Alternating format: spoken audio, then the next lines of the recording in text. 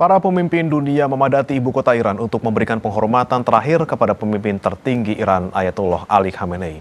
Prosesi ini menandai babak akhir yang emosional setelah Ayatollah Ali Khamenei gugur pada usia 86 tahun akibat serangan udara gabungan yang dilancarkan Amerika Serikat dan Israel. Lalu apakah ini menjadi penanda akhir konflik Amerika Serikat dan Iran atau perang kedua negara tetap berlanjut? Selengkapnya kita bahas bersama dengan pengamat Timur Tengah Hasibullah Satrawi serta pengamat hubungan internasional Presiden University Teuku Reza Shah dari sambungan daring. Selamat pagi Mas Hasibullah, Pak Reza. Selamat pagi Indonesia, salam dari Presiden University. Baik, sehat-sehat selalu Pak Reza dan juga Mas Hasibullah. Saya ke Mas Hasibullah terlebih dahulu. Kita lihat luar biasa di tayangan sebelumnya, Mas Hasibullah, setelah 4 bulan akhirnya Ayatollah Ali Khamenei dimakamkan, dimulai prosesi pemakamannya pada hari Sabtu kemarin. Apakah Anda melihat ini juga menjadi satu proyeksi pemakaman publik yang paling besar di dalam sejarah modern ini, Mas? Ya, saya rasa mengikuti prosesi pemakaman Ayatollah Ali Khamenei, kita sebagai manusia dan dari perspektif kemanusiaan merasakan ada sesuatu yang tidak biasa.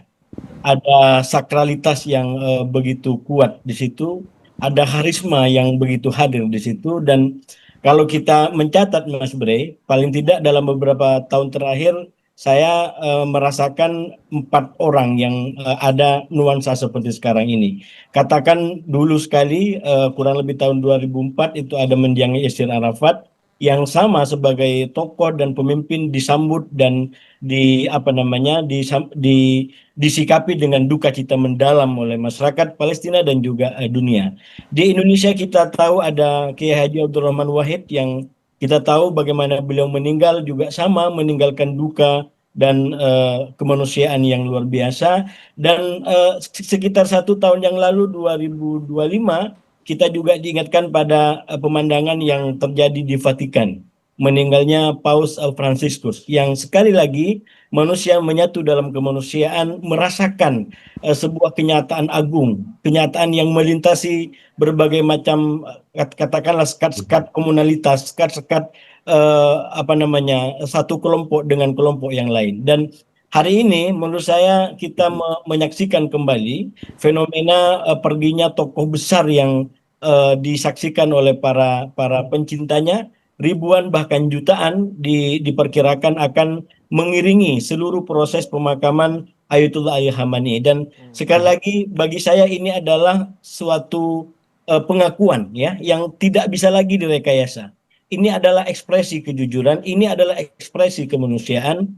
Karena itu saya menyatakan dalam beberapa waktu sebelumnya termasuk di Kompas bahwa secara politik pada akhirnya keputusan untuk menunda proses pemakaman terhadap beliau ini saya mencatatnya sebagai keputusan luar biasa. Karena ini diambil ketika Iran tidak lagi bisa menentukan dirinya apakah masih akan ada atau tidak. 28 Februari serangan dilakukan, targetnya jelas adalah penggantian rezim. Dan berbagai macam tokoh utama telah meninggal. Kalau tidak ada keputusan dan pertimbangan yang matang, maka saya menduga mungkin akan diambil keputusan yang berbeda daripada hari ini. Tapi sekali lagi ini diputuskan untuk ditunda sehingga ada proses yang lebih sempurna dan yang tidak kalah kuat, Mas Bray, menurut saya secara politik. Kenapa kemudian ini diambil hari ini? Ya. Hari-hari ini. Kenapa kok bukan sebelumnya? Kenapa kok bukan nanti? Saya sekali lagi membacanya sebagai pengamat politik, ini ada penekanan-penekanan politik, makna-makna politik yang itu adalah intrinsik di dalamnya, menyatu di dalam sosok yang bernama Ayatollah Ali Khamenei. Persis seperti beliau, beliau bukan hanya tokoh agama, bukan hanya tokoh politik, tapi juga tokoh agama pada waktu yang bersamaan. Dia adalah tokoh spiritual selain sebagai tokoh kekuasaan. Dan inilah kemudian yang membedakan beliau dengan banyak pemimpin dunia sekarang ini, terutama di Barat, katakan bahkan Presiden Trump sendiri atau bahkan presiden-presiden lain yang hanya notabene menjadi representasi daripada tokoh politik. Nah, ekspresi ini adalah mencerminkan beliau bukan hanya pemimpin politik, beliau melampaui bahkan melebihi pemimpin politik. Beliau adalah pemimpin spiritual, bahkan saya menyebut sebagai pemimpin yang direspon dengan cinta oleh masyarakatnya. Dan semua ini, pemandangan ini adalah bagi saya ekspresi kejujuran Ya. terkait cinta dan harisma yang ada dalam diri beliau. Baik, saya ke Pak Reza. Pak Reza, dengan banyaknya pemimpin dunia, delegasi dunia yang juga datang ke sana, apakah ini juga menjadi bentuk dukungan yang luar biasa besar untuk Iran, dan juga dengan diadakannya di saat ini gitu, Pak Reza, di kala kondisi belum 100% aman dan juga kondusif, apa yang kemudian perlu diwaspadai? Apakah ada ancaman-ancaman tertentu yang kemudian bisa saja datang ketika mungkin dalam tanda kutip Iran sedang fokus ke pemakaman Ali Khamenei? Kalau saya perhatikan cara berpikir Iran adalah mereka negosiasi jalan terus, tapi kesiagaan nasional itu jalan terus. Kesiagaan itu terlihat dari sekitar 20 juta orang yang hadir pada upacara yang mulia hari ini dan beberapa hari ke depan. Ini merupakan momentum nasionalisme bagi masyarakat Iran, juga momentum kesetiaan pada pemimpin tertinggi, kemudian juga momentum untuk siap menjawab tantangan Amerika Serikat. Karena Pak, kalau saya perhatikan para pemimpin Iran, mereka mengatakan, sekaranglah saatnya kami untuk menunjukkan kesetiaan kami, karena pemimpin kami nyatakan kesetiaan pada almarhum saat beliau masih hidup, dan sekarang kami nyatakan kesetiaan kembali. Dan ini adalah membangun memori jangka panjang bagi masyarakat Iran bahwa dalam keadaan duka ini mereka semua bersatu ya. Dan ini bukan hanya di Teheran, tapi juga di kota-kota lain seperti Qom, Mashhad, Karbala, dan juga Najaf. Dan dari banyaknya kedatangan para pemimpin dunia, seperti dari Pakistan, Tajikistan, dari Rusia, dari Irak, dari Armenia, dari Turki, dari Cina, dari India, dari Turkmenistan, dari Georgia, dan tidak terhitung duta besar asing yang hadir pada acara itu. Ini menunjukkan bahwa mereka itu bersatu dalam satu peradaban kemanusiaan, dan mereka itu sadar bahwa Iran ini adalah negara yang tidak main-main.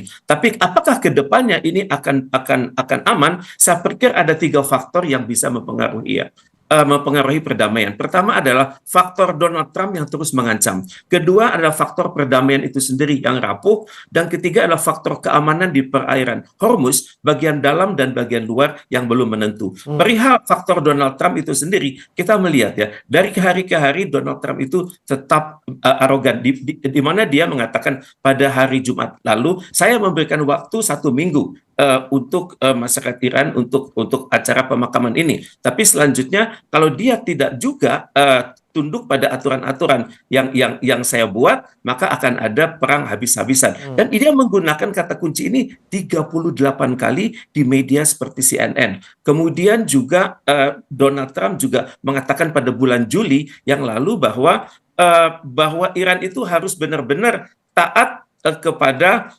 peraturan-peraturan itu detail satu persatu. Kemudian dia juga kaget bahwa saya tidak sangka ya bahwa rakyat Iran itu mencintai pemimpinnya. Saya pikir dia adalah orang yang dibenci. Tapi kalau begitu tetap juga negara itu harus taat pada negosiasi dengan saya. Dan cuman saya berharap Donald Trump itu tahu hari-hari keramat ke depan ya, di mana pemakaman itu akan dilakukan pada tanggal 9 Juli dan sampai tanggal 18 Agustus itu adalah perkabungan nasional. Jadi kalau sekiranya ada serangan dari Donald Trump atas Iran sampai tanggal 18 Agustus, maka ini akan benar-benar dijawab oleh masyarakat Iran dengan suatu perang habis-habisan. Kemudian juga faktor perdamaian itu sendiri yang rapuh ya. Kemudian juga kita perhatikan krisis di Hormuz itu kemungkinan besar masih terjadi. Jadi untuk itu dapat saya katakan bahwa pemakaman Ayatollah ini merupakan suatu tonggak besar dalam sejarah peradaban Iran, dan saya sangat berharap Amerika itu sadar untuk benar-benar kembali kepada perundingan. Demikian. Oke, baik. Nah, ini yang saya mau tanyakan juga ke Mas Hasibullah, dengan prosesi pemakaman besar Ali Khamenei di Iran seperti itu, kedepannya bagaimana kemudian proses negosiasi maupun juga menuju ke kedamaian ini, Mas? Karena di pemakaman ini juga warga Iran terus teriak soal tuntutan balas dendam. Amerika Serikat walaupun menghormati selama seminggu pemakaman, jadinya kemudian nanti negosiasi akan dilanjutkan setelah pemakaman. Di sisi lain juga Israel sebelumnya menyuarakan ancaman untuk membunuh Mojtaba. Ini bakal nego lagi nggak? Atau bisa jadi malah nanti perang karena masih panas nih antara Israel, Iran, dan juga Amerika Serikat? Ya, terima kasih Mas Bre. Saya rasa memang membaca perkembangan di Iran dan Timur Tengah secara umum mutakhir itu tidak cukup hanya dibaca dalam perspektif satu ruangan. Ini ibarat seperti kamar adalah ada beberapa kamar yang terkoneksi di antara satu sama lain. Kalau waktu perundingan ya hanya ada dua, katakanlah di Hormuz dengan di perundingan, tapi sekarang juga ada di pemakaman dan perkembangan-perkembangan yang lain. Saya ingin mengatakan kalau dari sisi Iran, sebenarnya Iran sedang melakukan beberapa langkah secara simultan yang itu semuanya mengarah pada satu kenyataan yang kalau dalam analisa yang saya sampaikan 1 hari 2 hari setelah perang 28 Februari, Iran kemungkinannya dua akan melakukan pergantian rezim atau pengukuhan rezim, maka yang sekarang mulai dilakukan adalah langkah-langkah nyata menuju pengukuhan rezim. Dan itu langkah besarnya sudah diambil dari tanggal 9 Maret ketika Mujtaba dinobatkan sebagai pengganti daripada bapaknya. Dan kemudian dilanjutkan dengan langkah-langkah perundingan yang dalam analisis waktu yang saya catat, itu jelas bagaimana Iran mengalami kayak semacam perubahan posisi dari awalnya tertekan kemudian menjadi menekan Amerika, menekan Israel karena satu keadaan yang mau tidak mau harus dihadapi oleh Amerika terutama terkait dengan kepentingan pemilu. Dan itulah kemudian yang saya melihat secara pasti walaupun perlahan dan simultan Iran melangkah kepada pembangunan dirinya sebagai negeri di Timur Tengah yang berbeda di antara sebelum perang 40 hari dan setelah perang 40 hari. Sebelum perang 40 hari Iran adalah menjadi sebuah negeri kaya raya tapi kemudian dipersekusi dalam tanda kutip oleh berbagai macam kelompok di Timur Tengah terutama para sekutunya Amerika. Dan kemudian perang 40 hari dijadikan sebagai kesempatan oleh Iran melakukan sebuah perlawanan totalitas, melakukan sebuah perjuangan besar sehingga dia mencapai titik hari ini. Yang kalau kata Galibab, apa yang dicapai oleh Iran hari ini tidak terlepas dari rudal.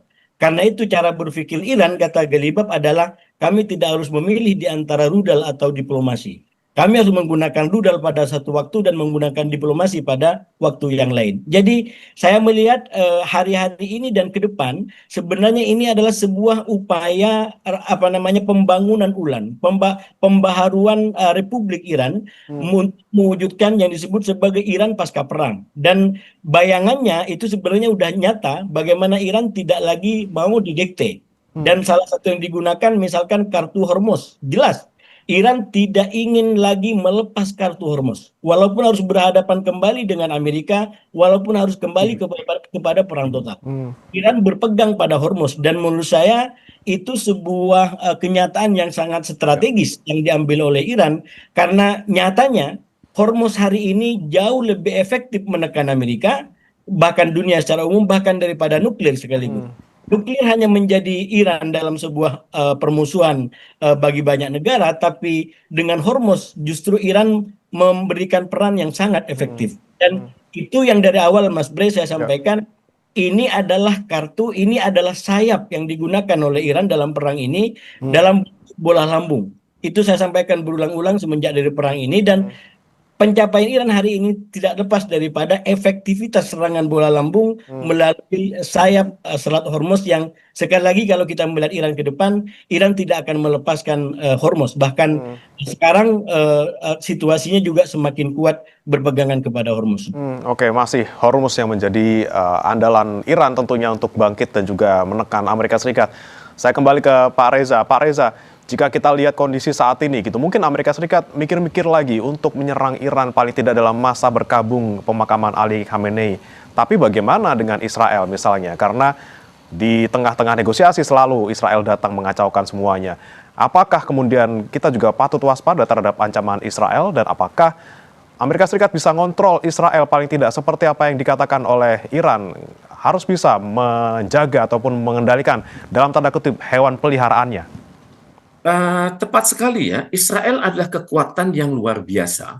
Kalaupun Amerika mengatakan ingin mengontrol Israel, tapi dalam kenyataannya justru Israel yang mengontrol Amerika Serikat. Kita perhatikan misalnya ya, perusahaan-perusahaan multinasional itu selalu mengupayakan kontrak itu selalu dibuat. Kemudian kalangan AIPAC, American Israel Public Affairs Committee, itu selalu bermain dalam proses naiknya elit-elit Amerika Serikat, legislatif, eksekutif, yudikatif, kemudian juga di level gubernuran, kemudian mereka juga selalu bermain pada saat ada pengambilan keputusan. Jadi saya pikir Israel tidak mau diganggu oleh siapapun, karena kita sebagaimana pernah dinyatakan oleh Benyamin Netanyahu sendiri, selama saya masih memimpin dan juga pemimpin Israel ke depan, itu namanya Palestina itu tidak pernah ada, tidak akan pernah ada, dan juga Israel Raya itu akan terus berlanjut. Jadi ini yang saya pikir harus diwaspadai, bahwa kemungkinan besar Israel dapat saja melakukan berbagai aksi-aksi di laut. Misalnya mungkin saja akan terjadi yang namanya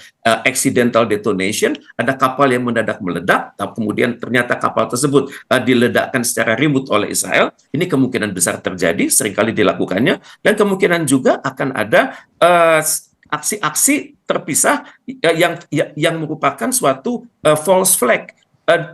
Istilahnya itu lempar batu sembunyi tangan.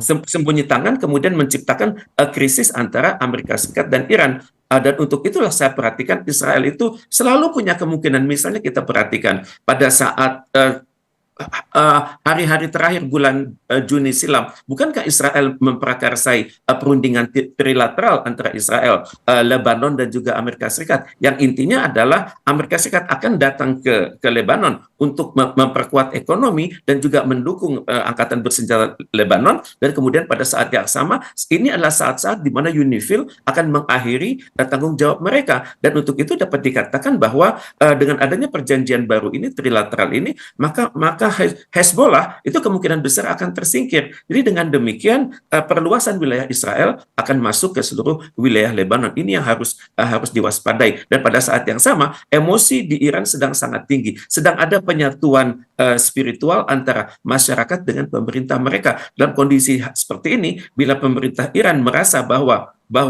kelompok-kelompok pro-Iran itu sedang terganggu, teraniaya, dan ada potensi dimusnahkan, maka tidak mustahil Iran akan melakukan langkah-langkah strategis di berbagai titik di Hormuz dan juga di luar Hormuz. Demikian. Baik. Saya kembali ke Mas Hasibuloh. Mas Hasibuloh, jika kita bicara soal perundingan yang kemungkinan akan dimulai lagi setelah rangkaian pemakaman Ali Khamenei berakhir seperti itu, apakah kemudian ke depannya ini Iran masih akan getol untuk mempertahankan Selat Hormuznya dan masih membahas lagi-lagi soal Selat Hormuz, sementara isu-isu lain mungkin akan lebih dikesampingkan, pokoknya Selat Hormuz beres dulu nih? Ya, sebenarnya kalau kita baca perkembangan-perkembangan yang ada, termasuk di perundingan itu yang saya bilang tadi, itu kayak Iran sedang membangun masa depannya, Iran ke depan, walaupun memang berbeda-beda, tapi strukturnya menurut saya nggak jauh berbeda. Yang pertama, bagaimana Iran ke depan akan lebih berdaya, itu bisa dibaca dari kesepahaman terkait dengan pembukaan sanksi dan pencairan aset yang dibekukan gitu ya. Lalu kemudian melalui manajemen ulang Selat Hormuz, itu lagi-lagi substansinya adalah kurang lebih sama. Bagaimana Iran ke depan itu akan menjadi Iran yang menentukan di kawasan. Dia tidak akan lagi terpinggirkan, dia akan menjadi faktor di kawasan. Bahkan berkaitan dengan penghentian semua perang di semua front, terutama di Lebanon, itu artinya apa? Artinya adalah tangan-tangan Iran, kuasa-kuasa Iran itu makin kuat menentukan. Tidak perlu senjata, karena cukup dengan kesepahaman dengan Amerika, maka mau tidak mau Israel harus out dari Lebanon. Coba bayangkan, ini Iran tidak menggunakan senjata, tapi dia menggunakan kesepahaman dengan Amerika untuk memaksa Israel out daripada Lebanon. Karena itu, kalau kita baca respon daripada Israel menyadari cara main Iran yang di balik layar, di balik perundingan, tapi dia meneguhkan kekuasaannya, meneguhkan dominasinya.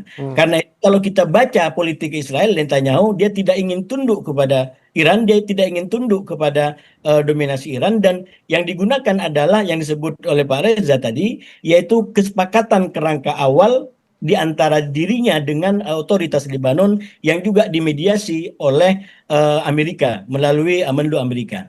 Jadi Bre, kalau kita baca dalam kacamata yang struktural tadi, maka sebenarnya Iran sekali lagi dia sedang membangun ulang jati dirinya, atau memperbaharui sekaligus mengukuhkan semangat revolusi dalam dirinya.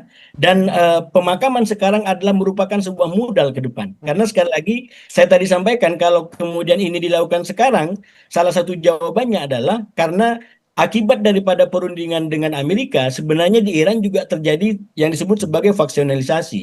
Jadi bagaimana kelompok-kelompok yang lebih keras itu tidak ingin sebenarnya kesepahaman ini berlanjut. Ya. Mereka ingin tetap lanjut dengan logika perang. Nah, pemakaman ini tidak lain kalau saya memaknai secara politik adalah upaya untuk memperbaharui, untuk memperkuat kembali semangat revolusi Iran, persatuan Iran yang itu akan digunakan oleh Iran ke depan untuk membentuk Iran yang baru, yang menentukan di Timur Tengah, yang menentukan di Teluk. Bahkan kalau tidak hati-hati, bukan tidak mungkin Amerika akan semakin tersingkir dari lapangan di Timur Tengah akibat daripada pola-pola permainan yang dimainkan oleh Iran. Oke. Misalnya terkait dengan pengamanan Teluk, sekarang itu kan publik sudah tahu kenapa masih ada Amerika. Bukannya Amerika itu dibutuhkan untuk mengamankan Teluk dari serangan luar dan dalam.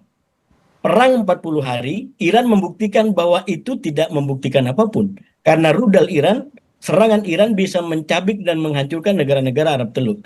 Nah, oleh karena itu, walaupun Teluk sekarang mungkin secara retorika masih konsisten dengan status dengan kerjasama dengan Amerika, tapi saya menduga di dalam kebatinan yang lebih dalam juga ada kegelisahan kalau tidak mau melibatkan Iran ke depan. Dan itu artinya Iran pasca perang akan berbeda dengan Iran sebelum perang. Oke, momen untuk memperkuat posisi dan juga citra baru buat Iran semakin kuat di kawasan seperti itu. Saya kembali ke Pak Reza.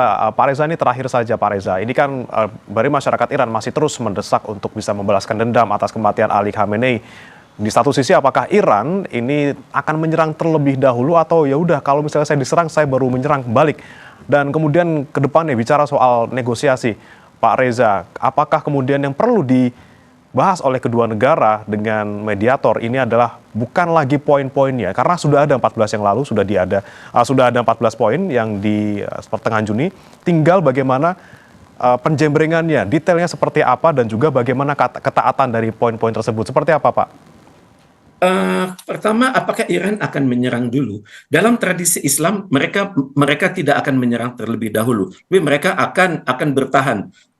Itu yang pertama. Kemudian perihal detail dari perjanjian, sebenarnya ini akan tergantung pada kualitas Pakistan dan Qatar dalam menengahi dalam membedah isu-isu strategis tersebut. Karena kalau seperti dimintakan oleh Iran, nuklir dan Hormuz itu belakangan. Yang awal-awal yang harus dibangun, yang harus diselesaikan dulu adalah isu Anda mengganti kerugian yang kami derita sejak 28 Februari. Kemudian Anda membayar dana-dana kami yang Anda simpan di berbagai bank Amerika Serikat dan Uni Eropa. Kemudian yang kedua dan yang ketiga adalah Anda harus memperbaiki cara Anda berbicara. Jangan Anda ngancam-ngancam kami terus. Dan ini kan tentunya harus disadari oleh Amerika Serikat. Dan untuk itu prakondisi ini hendaknya dimengerti. Baru setelah Iran percaya bahwa Amerika Serikat itu tulus, bahwa Amerika Serikat itu mampu mengendalikan Israel, baru Iran akan masuk kepada hal-hal yang sensitif, yakni Hormuz dan nuklir. Walaupun bagi Iran, Hormuz dan nuklir itu sama sekali tidak bisa dinegosiasikan. Itu adalah marwah kami, marwah dari peradaban kami yang sudah berusia lebih 4.000 tahun. Sedangkan Anda, Amerika Serikat, baru berusia 250 tahun. Demikian rasa percaya diri Iran yang sangat tinggi dan sebagaimana dimanifestasikan dalam pemakaman yang sangat agung hari ini. Demikian. Oke, prakondisi yang penting tentunya nanti untuk bagaimana memulai lagi negosiasi putaran selanjutnya setelah pemakaman ini selesai gitu ya rangkaiannya. Kita harapkan tidak ada gangguan selama masa berkabung ini dan juga negosiasi nanti berjalan dengan lancar. Terima kasih Mas Hasibullah Satrawi, pengamat Timur Tengah, dan juga Pak Teguh Reza Syah, pengamat hubungan internasional Presiden University sudah bergabung di Sapa Indonesia Pagi. Selamat pagi. Pagi, Mas. Terima kasih. Saudara, KPK tidak menutup kemungkinan memanggil Menteri Kehutanan Raja Juli Antoni.